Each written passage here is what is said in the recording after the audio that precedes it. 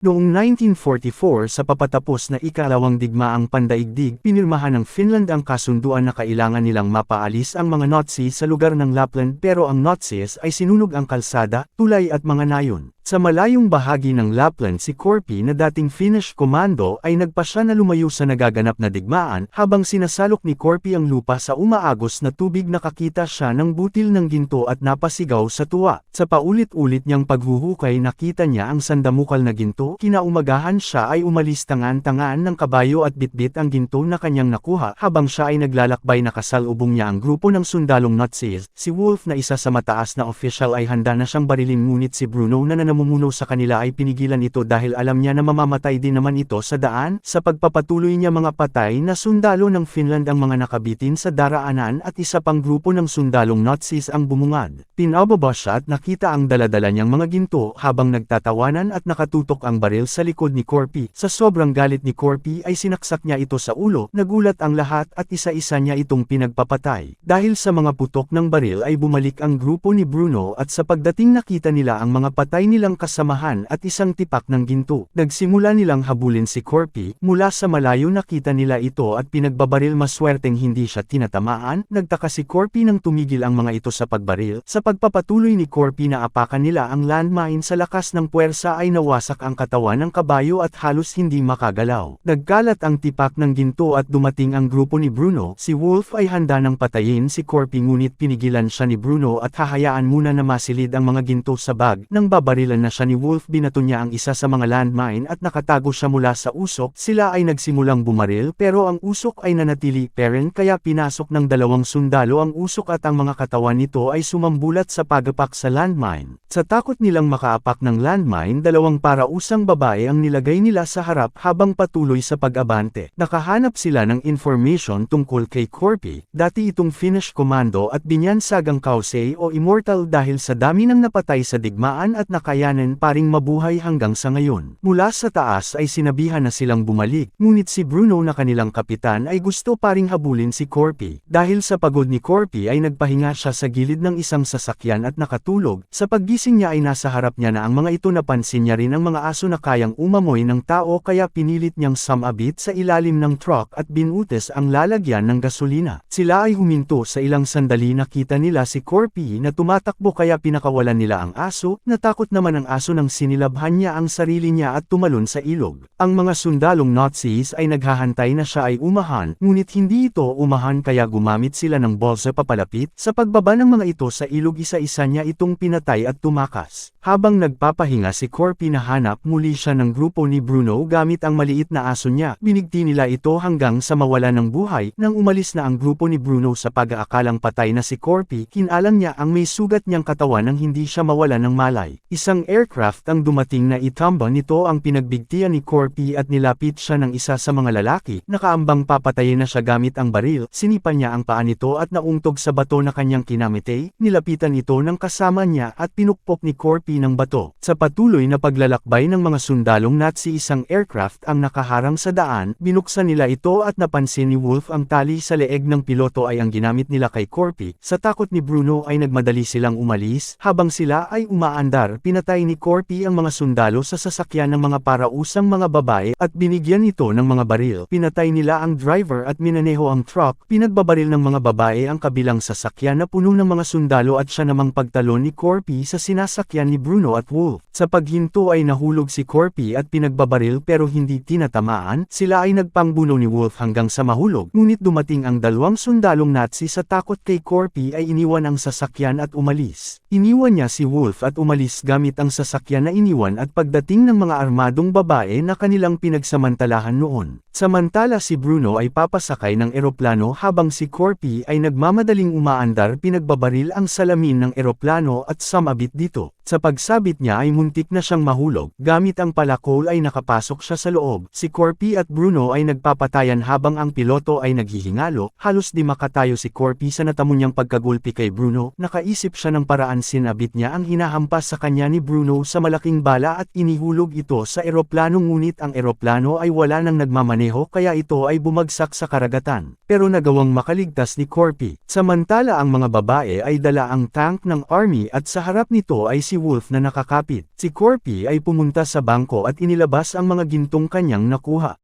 Thanks for watching. Please like, share, and subscribe for more video updates.